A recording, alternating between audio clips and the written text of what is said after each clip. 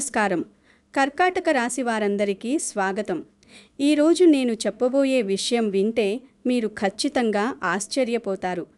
మొదటి మాట వినగానే అరే, ఇది అక్షరాలా నా గురించే చెబుతున్నారా అనే భావన మీకు కలగకపోతే అప్పుడు నన్ను అడగండి.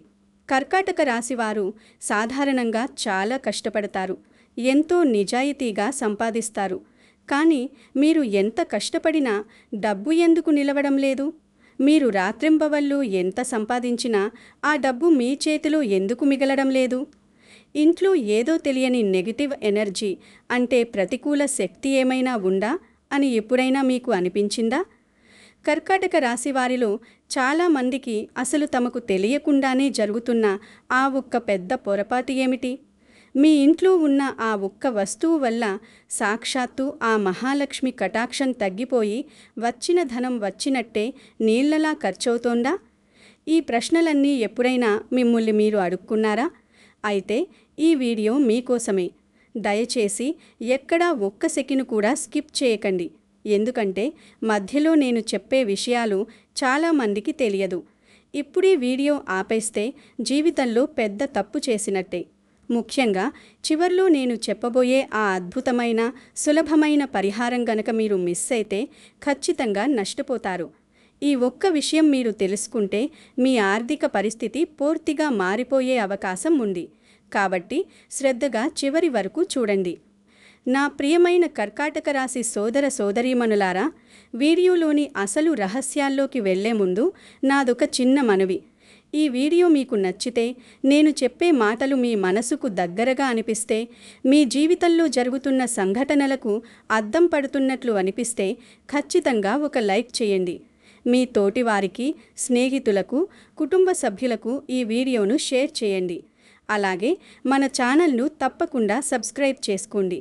అంతకంటే ముఖ్యంగా కామెంట్ సెక్షన్లో భక్తి శ్రద్ధలతో ఓం మహాలక్ష్మ్యై నమః అని రాయండి. అమ్మవారి అనుగ్రహం మీ కుటుంబంపై ఎల్లప్పుడూ నిండుగా ఉండాలని నేను మనసారా కోరుకుంటున్నాను. అలాగే మీ జీవితంలో ప్రస్తుతం మీరు ఎదుర్కొంటున్న అతిపెద్ద ఆర్థిక సమస్య ఏమిటో లేదా మీ మనసులోని తీరని కోరిక ఏమిటో కామెంట్స్లో నాతో పంచుకోండి. ఇది నేను మీ గురించి మరింత బాగా తెలుసుకోవడానికి, మన మధ్య ఒక ఆత్మీయ అనుబంధం ఏర్పడటానికి సహాయపడుతుంది. ఏదీ దాచుకోకండి, మీ కష్టాన్ని పంచుకోండి. అమ్మవారి దయతో అన్నీ తొలగిపోతాయి. ఇక అసలు విషయానికి వద్దాం. చాలామందికి తెలియని అసలు రహస్యం ఇప్పుడు చెబుతున్నాను. కర్కాటక రాశి అనగానే మనకు ముందుగా గుర్తుకు వచ్చేది చంద్రుడు. అవును, ఈ రాశికి అధిపతి సాక్షాత్తు ఆ మహా చంద్ర భగవానుడే. జ్యోతిష్య శాస్త్రంలో చంద్రుడు మనస్సుకు కారకుడు. అందుకే కర్కాటక రాశివారు చాలా సున్నితమైన మనస్సు కలిగి ఉంటారు. ఇతరుల కష్టాన్ని చూసి ఏమాత్రం తట్టుకోలేరు. వెంటనే సహాయం చేయడానికి ముందుకు వెళ్తారు. ఈ క్రమంలో వారి దగ్గర ఉన్న డబ్బును కూడా ఎదుటివారి కోసం ఖర్చు చేసేస్తుంటారు. మీ ఆర్థిక అలవాట్లు గమనిస్తే మీకోసం మీరు తక్కువ ఖర్చు చేసుకుంటారు. పాత బట్టలే వేసుకుంటారు. కానీ మీ కుటుంబం కోసం, మీ పిల్లల కోసం, మీ స్నేహితుల కోసం ఎంతైనా ఖర్చు చేస్తారు. ఇది చాలా మంచి లక్షణమే. కానీ చంద్రుని ప్రభావం వల్ల మీ మనస్సు ఎప్పుడూ ఒకేలా ఉండదు. చంద్రుడు పక్షం రోజులు పెరుగుతూ, పక్షం రోజులు తరుగుతూ ఉన్నట్లుగానే మీ ఆలోచనలు, మీ భావోద్వేగాలు కూడా నిరంతరం మారుతూ ఉంటాయి. దీనివల్ల ఒక్కోసారి అనవసరమైన ఖర్చులు వచ్చి పడుతుంటాయి. ముఖ్యంగా ఎవరో అడిగారని అప్పు ఇవ్వడం, వాళ్ళు తిరిగి ఇవ్వకపోవడం వల్ల మీరు ఎంతో మానసిక క్షోభ అనుభవిస్తుంటారు. మీ ఇంట్లో కూడా ఇదే జరుగుతోందా?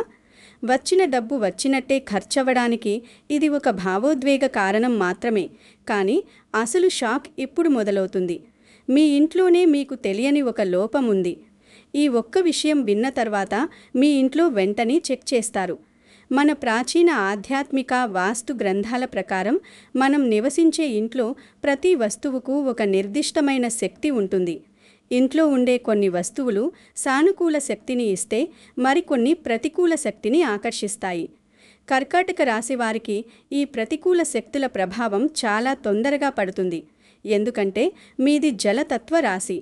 నీరు ఏ రంగులో కలిపితే ఆ రంగులోకి మారినట్లు మీరు చుట్టుపక్కల ఉన్న ఎనర్జీని చాలా త్వరగా గ్రహిస్తారు. మీ ఇంట్లో లక్ష్మీదేవి స్థిరంగా ఉండాలంటే ఎంతో ఆకర్షణీయమైన శుభప్రదమైన వాతావరణం ఉండాలి. కానీ మీ ఇంట్లో ఉన్న కొన్ని వస్తువులు ఆ లక్ష్మీదేవిని ఇంట్లోకి రానివ్వకుండా అడ్డుకుంటున్నాయి.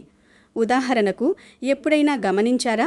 మీ ఇంట్లో ఎక్కడో ఒక మూల పగిలిన అద్దాల ముక్కలు గాని, పగిలిన గాజు వస్తువులు గాని ఉన్నాయేమో? బీరువాకు ఉన్న అద్దం పగిలినా, మొబైల్ స్క్రీన్ పగిలినా అలాగే వాడుతుంటారు. పగిలిన వస్తువులు దారిద్ర్యానికి సంకేతమని పెద్దలు చెబుతారు. అవి మన జీవితంలో పురోగతిని ముక్కలు చేస్తాయని నమ్ముతారు. మీ ఇంట్లో కూడా ఇలా పగిలిన వస్తువులు ఇప్పటికీ ఉన్నాయా? ఉంటే వెంటనే వాటిని బయట పారేయండి. ఈ మాట విన్నాక ఒక్కసారి మీ హాల్లోకి వెళ్ళి చూడండి. అక్కడ ఏదైనా ఆగిపోయిన గడియారం ఉందేమో గమనించండి. గడియారం అనేది కాలానికి, సమయానికి, అభివృద్ధికి ప్రతీక. అది ఆగిపోయిందంటే మీ జీవితంలో అభివృద్ధి, ధన ప్రవాహం కూడా ఆగిపోయినట్టే అని సాంప్రదాయంగా చెబుతారు. చాలామంది ఇళ్లలో బ్యాటరీ అయిపోయిన గడియారాలు లేదా పాడైపోయిన గడియారాలు గోడలకే వేలాడుతూ ఉంటాయి. కర్కాటక రాశివారు తరచుగా పాత వస్తువులతో ఒక విధమైన భావోద్వేగ అనుబంధం పెంచుకుంటారు. ఇది మా తాతగారి గడియారం, ఇది మా నాన్నగారు కొన్నది అని వాటిని విసిరేయడానికి ఇష్టపడరు. కానీ ఈ విషయం చాలామందికి తెలియదు. ఆగిపోయిన గడియారం ఇంట్లో ఉంటే మీ శ్రమకు తగ్గ ఫలితం రాదు. మీరు ఎంత పరిగెత్తినా మీరక్కడే ఉన్నట్లు అనిపిస్తుంది. మీ సమయం వృధా అవుతుంది. ఇది చూసిన వెంటనే ఒక్కసారి మీ ఇంట్లో అన్ని గడియారాలు పనిచేస్తున్నాయో లేదో చెక్ చేయండి. ఇంకా అసలు విషయం మిగిలే ఉంది. ఎండిపోయిన ముక్కలు. కొంతమంది ఇళ్లలో కుండీలలో ఎంతో ఆశగా మొక్కలు పెంచుతారు. కానీ బిజీ లైఫ్ వల్ల వాటికి నీళ్లు పోయడం మర్చిపోవడం వల్ల అవి ఎండిపోతాయి. ఆ ఎండిపోయిన ముక్కలను అలాగే బాల్కనీలో వదిలేస్తారు. జ్యోతిష్య శాస్త్రంలో పచ్చని ముక్కలు బుధగ్రహానికి ప్రతీక. బుధుడు వ్యాపారానికి, తెలివితేటలకు, ఆర్థిక లావాదేవీలకు కారకుడు. ఎండిపోయిన ముక్కలు ఇంట్లో ఉంటే మీ వ్యాపారంలో, ఉద్యోగంలో, ఆర్థిక విషయాల్లో సరైన నిర్ణయాలు తీసుకోలేరు. ధనం ఎండిపోయినట్టే అవుతుందని చాలామంది నమ్మకం. ముఖ్యంగా తులసి ముక్క ఎండిపోతే అది ఏమాత్రం మంచిది కాదు. దాన్ని వెంటనే తీసివేసి పారే నీటిలో లేదా ఎవరూ తొక్కని చోట వేసి కొత్త తులసి ముక్కను నాటుకోవాలి. మీ ఇంట్లో ఇలాంటి ఎండిపోయిన ముక్కలు ఉన్నాయేమో చూసుకోండి. ఈ చిన్న విషయాలు మనకు పెద్దగా అనిపించకపోవచ్చు, కానీ సూక్ష్మ స్థాయిలలో ఇవి మన ఇంట్లో నెగిటివ్ ఎనర్జీని విపరీతంగా పెంచుతాయి. ఈ వస్తువు ఉంటే ఎంత సంపాదించినా నిలవదు అని పెద్దలు ఎందుకు చెప్పారో తెలుసా? అదే చిరిగిన పర్సు లేదా పాతబడిపోయిన వ్యాలెట్. పర్సు అనేది ధనలక్ష్మికి నివాసస్థానం. అది చిరిగిపోయి ఉంటే అందులో డబ్బు ఎలా నిలుస్తుంది? లాజికల్గా ఆలోచించినా, ఆధ్యాత్మికంగా ఆలోచించినా ఇది సరైనది కాదు. కర్కాటక రాశి వారు డబ్బు దాచుకునే అలవాటు ఉన్నప్పటికీ ఇలాంటి చిన్న చిన్న పొరపాట్ల వల్ల వారు దాచిన డబ్బు ఏదో ఒక ఆకస్మిక వైద్య ఖర్చు రూపంలోనూ, వాహనం రిపేరు రూపంలోనూ బయటికి వెళ్ళిపోతుంది. అలాగే విరిగిన దేవుని ఫోటోలు లేదా విగ్రహాలు కూడా ఇంట్లో ఎట్టి పరిస్థితుల్లోనూ ఉంచుకోకూడదు.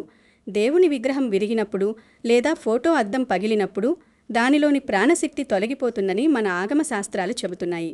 వాటిని పూజించడం వల్ల ఆశించిన ఫలితాలు రాకపోగా మనశ్శాంతి పూర్తిగా కరువవుతుంది.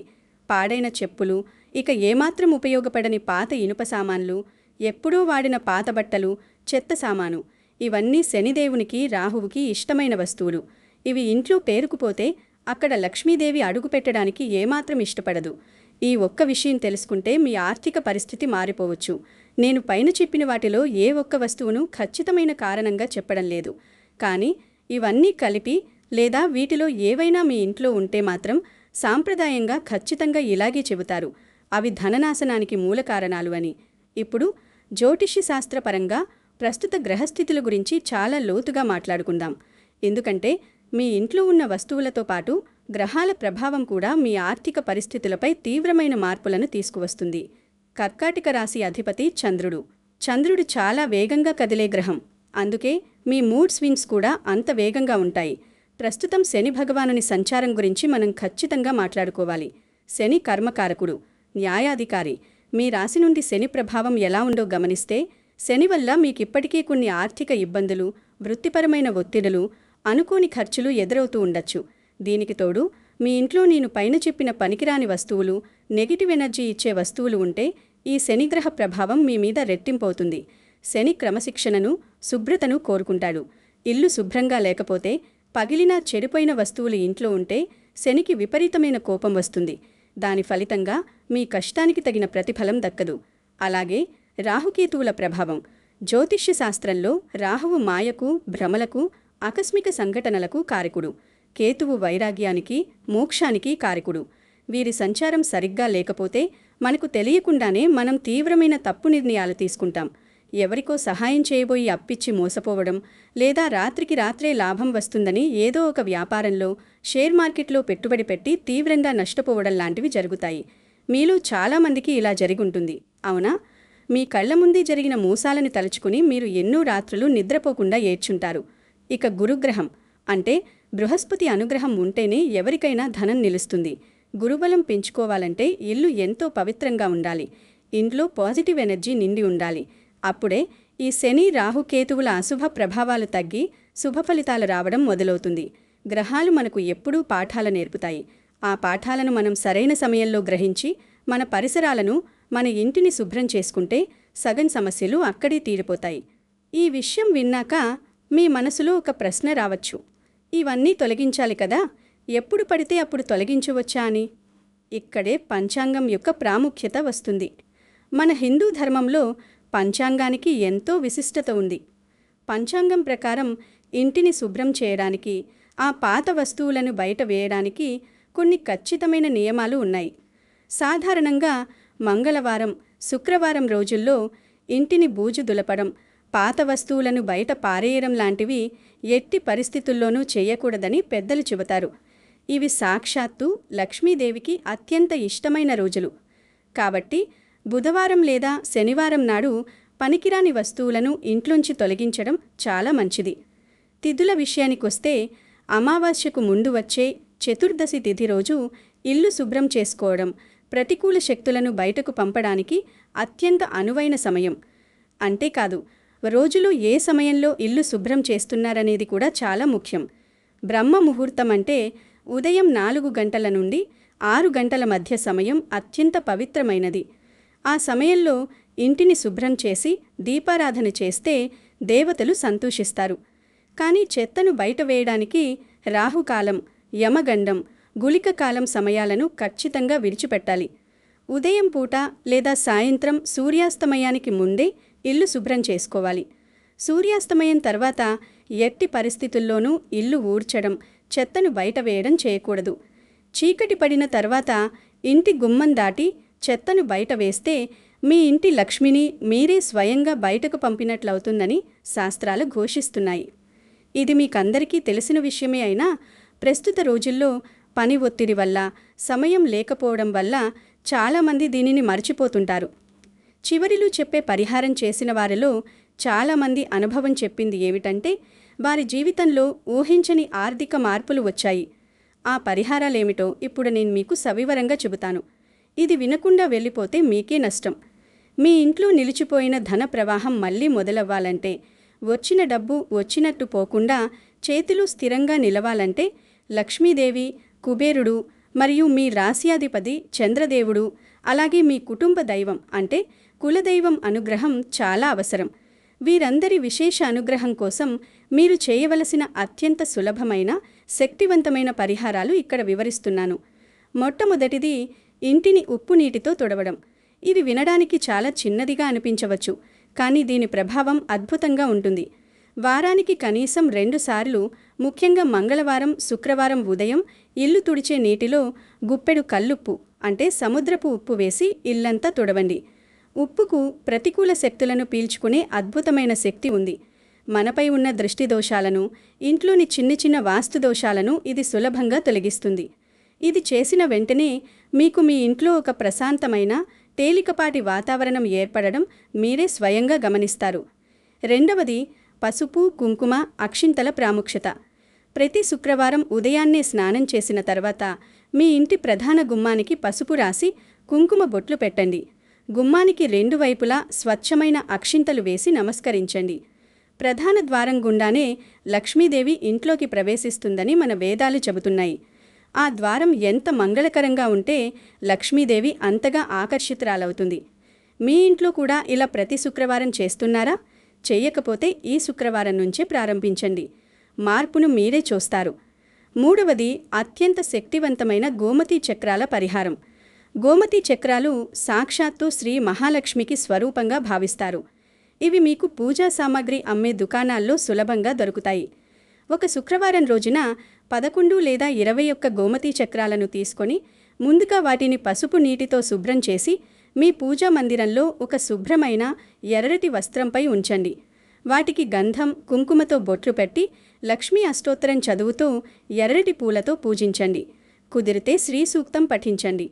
ఆ తర్వాత ఆ గోమతి చక్రాలను ఆ ఎర్రటి వస్త్రంలోనే మూటగట్టి మీరు డబ్బు దాచుకునే బీరువాలో లేదా లాకర్లో పెట్టండి. కుబేర స్థానంలో వీటిని ఉంచడం వల్ల మీ డబ్బు ఎక్కడికి పోదు. వృధా ఖర్చులు తగ్గిపోయి అద్భుతమైన ధనాకర్షణ పెరుగుతుంది. 4వది శుక్రవారం దీపారాధన మరియు ఆవు నెయ్యి దీపం. లక్ష్మీదేవికి స్వచ్ఛమైన ఆవు నెయ్యి అంటే మహాప్రీతి. ప్రతి శుక్రవారం సాయంత్రం 6 గంటల నుంచి 7 గంటల మధ్యలో గోధూళి వేళలో మీ పూజా మందిరంలో ఆవు నెయ్యితో 2 దీపాలు వెలిగించండి.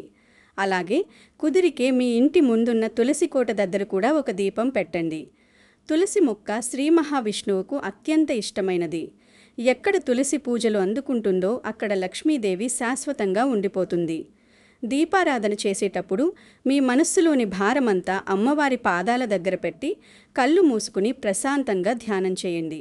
మీ కష్టాలన్నీ తీరిపోవాలని మనసారా వేడుకోండి. 5వది చంద్రదేవుని అనుగ్రహం మరియు కులదైవ ప్రార్థన.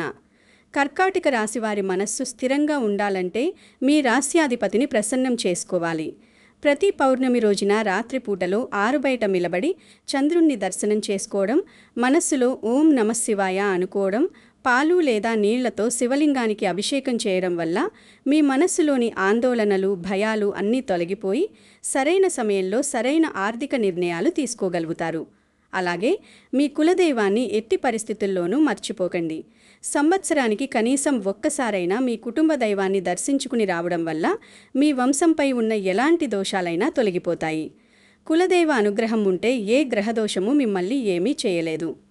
ఈ పరిహారాలన్నీ విన్న తర్వాత మీకు అనిపించవచ్చు, ఇవి నిజంగా పనిచేస్తాయా అని.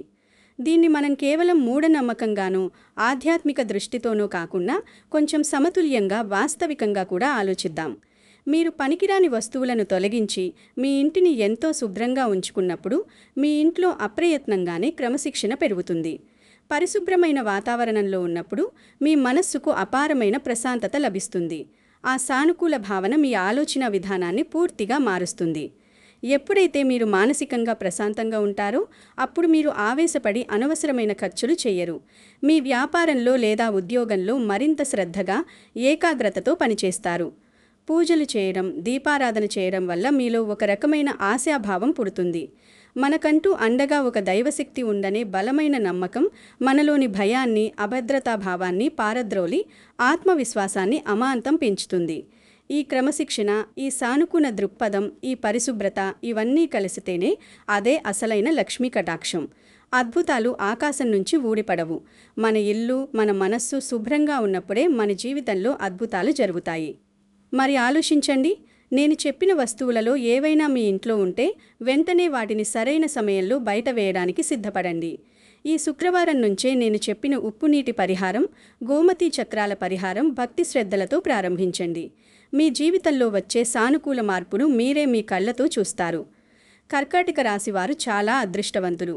మీకు మనసు నిండా స్వచ్ఛమైన ప్రేమ, ఎవరికైనా సహాయం చేయాలని నిస్వార్థమైన తపన ఉంటాయి.